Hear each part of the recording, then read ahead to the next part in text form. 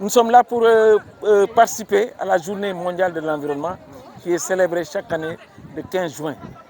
Voilà, nous sommes là en présence des forces de défense de sécurité de cantonnement de Djogé et toutes les communautés qui sont là. Vous savez qu'à Djogé, il y a les Ghanéens, il y a les Soussous, il y a d'autres Maliens qui sont installés avec.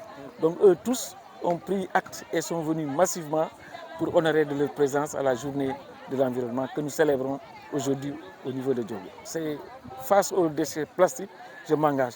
Et c'est nous aussi, nous nous engageons. Ce n'est pas une première fois, mais depuis longtemps quand même, nous sensibilisons les communautés sur les dangers des matières plastiques.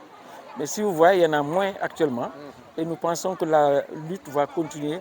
Tant que nous serons là, ça va toujours continuer à sensibiliser, à informer les communautés dans ce cadre. Vous savez que depuis 2012 qu'on a initié ce projet Réseau Casamance, nous avons constaté, d'après le diagnostic institutionnel que nous avons opéré, c'est que Kafountine et Djembéring connaissent les mêmes mots.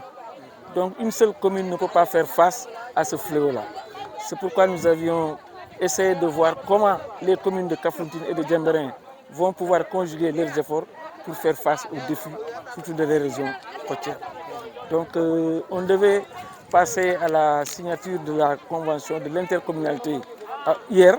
Malheureusement, avec les événements du pays, les autorités qui étaient vraiment au premier chef concernés ne sont pas venues.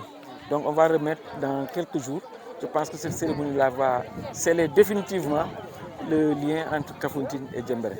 Comme vous avez constaté, il y a la délégation de Kafountine, il y a la délégation de Djembéring qui sont venus ici assister à cette. Nous n'allons pas terminer sans remercier les partenaires techniques et financiers qui sont l'Union européenne et le programme de développement installé en Suisse, la coopération suisse, qui a beaucoup contribué aussi au développement, au financement de ce projet Réseau Casamance. Les actions seront toujours pérennes, mais vous savez qu'un projet a un début et une fin.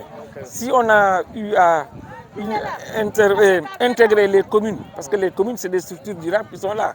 Et nous, au départ du projet, les communes vont prendre le relais et faire tout. On va mettre les outils, on va mettre toute la documentation en place et les communes vont prendre le relais à notre place quand le programme sera terminé. C'est un des objectifs même du projet. Parce que nous, c'est la lutte contre les régions côtières, ça demande énormément de moyens.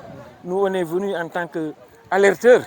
On a déjà initié des actions douces, par exemple la confection des épis. On a fait le reboisement pour fixer un peu les dunes. Mais les grands projets, c'est l'État qui doit prendre en charge. Heureusement qu'ils sont derrière nous.